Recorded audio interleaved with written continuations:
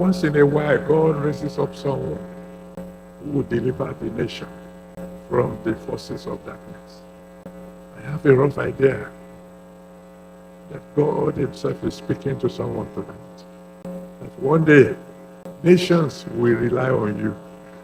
Many of you were not born during the Second World War, when a man called Hitler was terrorizing the whole world. And then all nations gang up against him because he was against the whole world. That's why they call the war World War. And then as they were fighting him and he was hitting them back hard, the Allies, as they were called, began to run out of gunpowder. And you know, in those days, the guns were not AK-47.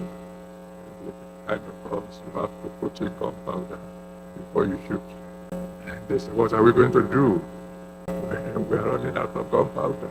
And then a man came up with a solution of how to turn ordinary coal to gunpowder. And so gunpowder became plenty, and the Allies won. When the Allies won the battle, they came to the man, thank you for saving the world. What can we do for you in return? I said, well, my nation, Israel, is scattered throughout the world. I want you to give us a piece of land that belonged to us years ago before we were scattered, so we can resettle again as a nation. They gave him a portion of land that we call Israel today. The Almighty God can pick one fellow, not only to save the world, not only to save his own people, his own tribe. God can grab one fellow and use him or her to fulfill his own promise. Because God had promised long ago, and you can read it in Ezekiel 36. God said, I will gather you together from where you are scattered.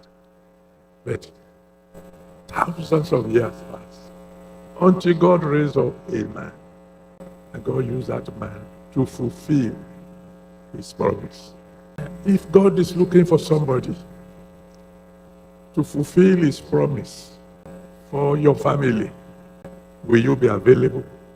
You are not too sure.